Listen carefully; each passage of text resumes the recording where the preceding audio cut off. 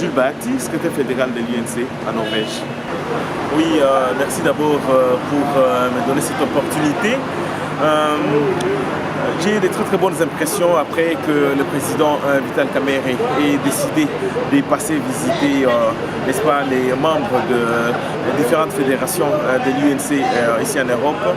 Et d'abord, je crois que c'est 2 jours d'intenses activités, pas seulement au niveau du parti UNC, mais aussi au niveau des différents contacts que le président a pu faire et au niveau du Parlement européen et avec d'autres partenaires de notre parti, mais aussi des personnes intéressées à l'avenir dans notre pays.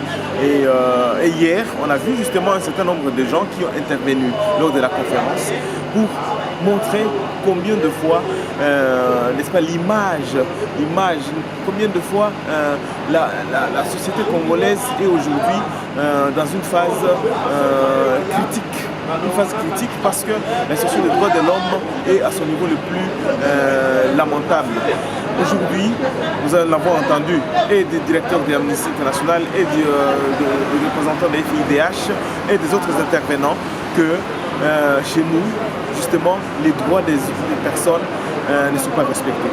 Et au niveau social, au niveau économique et au niveau politique, il y a des violations terribles et ces violations sont commises justement par ceux-là qui ont le pouvoir aujourd'hui.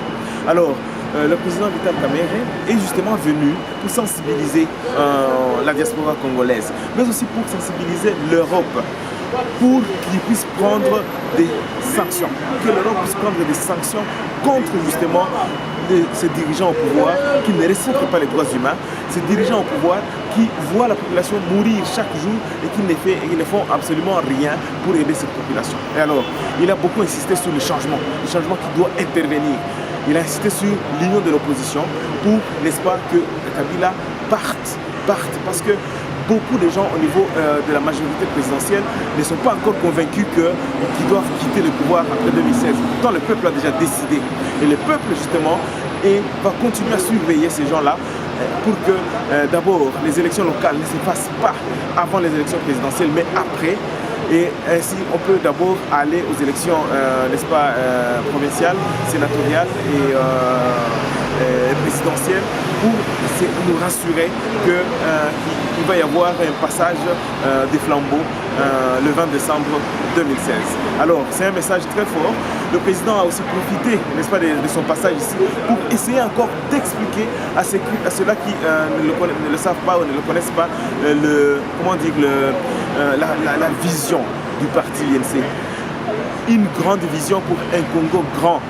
Hein? Il a insisté justement sur les potentialités de ce pays là-bas n'est-ce pas, que faire pour que cette population-là puisse profiter n'est-ce pas, des richesses de notre pays. Un message intéressant, un message fort et moi je recommande pratiquement le président Kamerhe à toute la population congolaise et nous sommes sûrs qu'il va gagner les élections parce que nous allons y travailler. Merci beaucoup.